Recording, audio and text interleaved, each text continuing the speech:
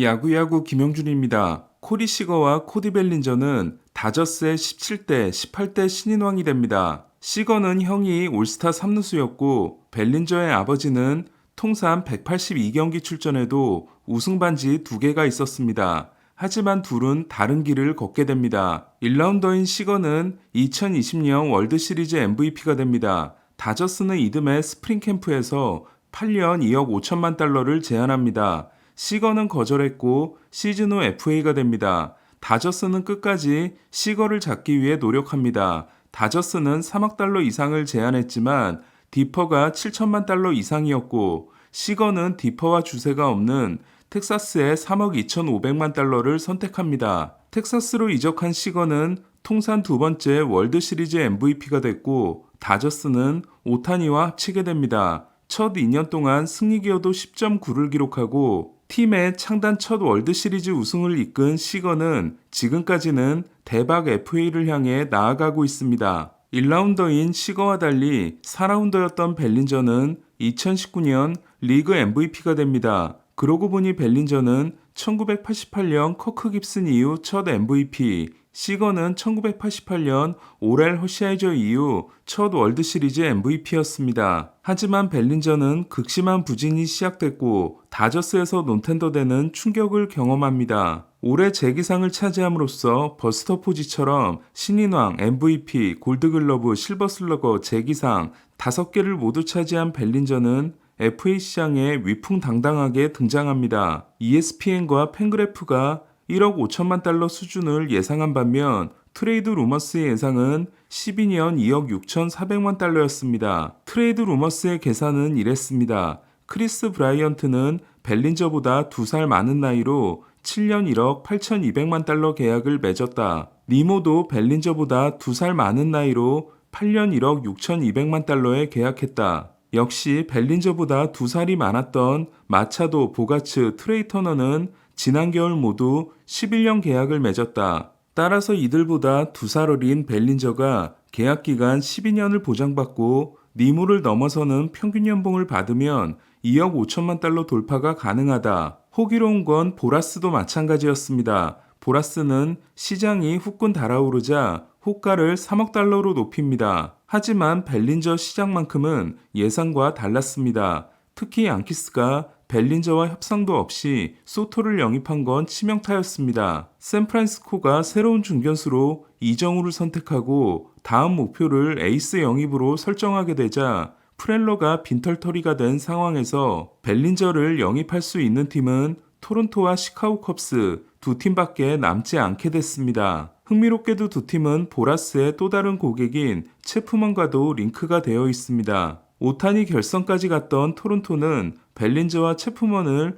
동시에 잡는 게 가능합니다. 하지만 오타니를 놓침으로써 그룹 산하 방송국인 스포츠넷의 방향성을 하키에서 야구로 돌리려고 했던 원대한 계획이 무산됐습니다. 토론토보다 더 급한 팀은 컵스입니다. 크랙 카운셀에게 감독 역대 최고 대우에 해당되는 5년 4천만 달러 계약을 준 것이 지금도 도대체 뭘까 싶은 컵스는 그로 인해 공격적인 스토브리그를 보내지 않으면 안 되는 상황이 됐습니다. 저는 제도 우이어가 앱스타인을 따라한 거라고 보지만 앱스타인이 릭 렌테리아를 해임하고 조 매든을 급하게 영입한 것처럼 데이빈 로스를 갑자기 해임할 만큼 카운셀이 비전을 가지고 있는지는 모르겠습니다. 당시 매든은 템파베이와 재계약하면서 프리드먼이 팀을 떠나게 될 경우 옵트아웃을 할 수 있는 권리를 가지고 있었고 이를 알게 된 앱스타인이 프리드먼의 다저스 행이 결정되자마자 매든을 데려온 바 있습니다. 컵스 지역 언론들은 어차피 가능성이 없었던 오타니에게 무리하게 도전했다가 스텝이 완전히 꼬였다는 비판이 나오고 있습니다. 실제로 양키스로 간 소토와 다저스로 간 글래스나우는 컵스의 영입 대상들이었습니다. 유격수 스완슨이 골드글러브 2연패를 하고 스완슨에게 내주고 2루로 간 호너가 2루수 골드글러브를 따낸 컵스는 3루도 보강해야 합니다. 하지만 3루수 최대여인 체프먼은 위험한 선수로 지목되고 있습니다.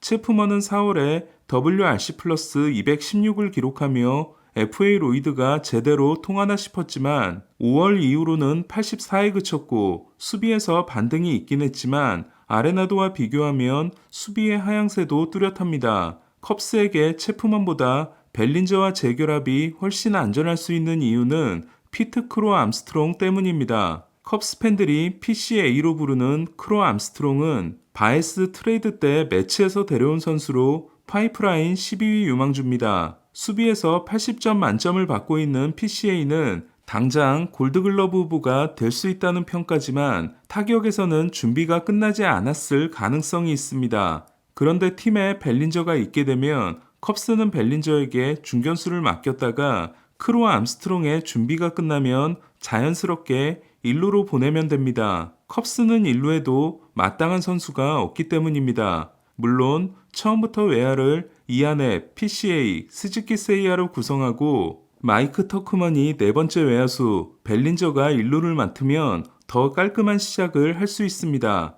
벨린저가 진정 부활했는지를 의심받고 있는 이유는 하위 10%에 해당되는 타구 속도 때문입니다. 하지만 저는 벨린저의 부활이 RS의 장점을 흡수하는 쪽으로 이루어졌다고 믿고 있습니다. RS가 하드히트는 하위 3%지만 8도에서 32도 사이 타구인 스위스파 타구 생산률에서 상위 1%인 것처럼 벨린저 또한 하드히트는 하위 10%지만 스위스파 생산률을 상위 14%로 끌어올려 쉬프트를 깨는 타격을 보여주고 있기 때문입니다. 전에도 말씀드린 것처럼 벨린저의 투 스트라이크 타율 2할 7푼 9리는 RS의 3할 1푼 4리에 이어 2위입니다. 2019년 벨린저가 하드히트 상위 14%와 스위스파 상위 9%였다면 올해 벨린저는 두 개 중 하나를 살려냈고 그 정도면 전과 같은 극심한 부진에는 빠지지 않을 가능성이 높다는 게 제 생각입니다. 하지만 냉정히 말해 똑딱이가 됐고 1루에 자리를 잡게 될 벨린저에게 컵스가 2억 달러 이상을 주는 게 맞는 건지는 잘 모르겠습니다.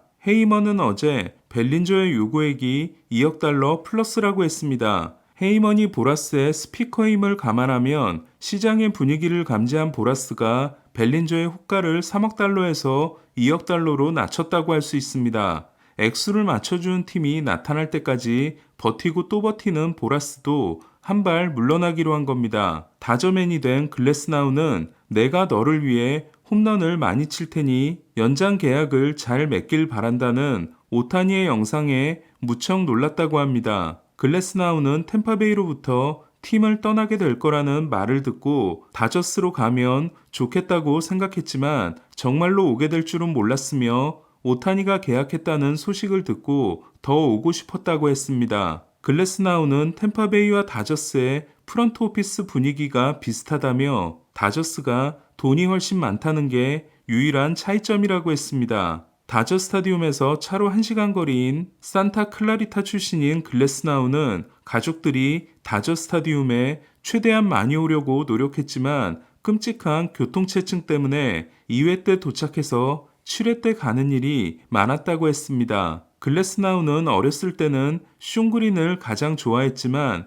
야구를 본격적으로 시작하고 나서는 커쇼가 우상이었다고 했습니다. 글래스나우는 부상 우려에 대해 2019년과 2021년 결장은 결국 하나의 부상 때문이었으며 수술 후 상태가 매우 좋기 때문에 걱정하지 않아도 된다고 했습니다. 이번 트레이드로 다시 화제가 된 건 델몬 영부터 시작된 계보입니다. 조시 해밀턴, 데이비 프라이스, 팀 베컨과 함께 템파베이의 1순위 선수 중 한 명인 영은 템파베이에서 승리 기여도 2.1에 그칩니다. 템파베이는 0을 주고 맥 가르자와 제이슨 바틀렛을 데려왔고 가르자는 8.5, 바틀렛은 10.4를 기록합니다. 템파베이는 가르자를 주고 컵스에서 이학주를 포함한 5명을 데려옵니다. 그리고 크리스 아처가 12.4, 샘 펄드가 2.3을 기록합니다. 한편 바틀렛 트레이드 때 데려온 브랜든 곰스는 현재 LA 다저스의 단장, 그리고 펄드는 필라델피아의 단장입니다. 템파베이는 아처를 글래스나우, 메도스, 바즈와 바꿨고 글래스나우는 8.6, 메도스는 6.0을 기록합니다. 그리고 메도스와 바꾼 이삭 파레데스는 지금까지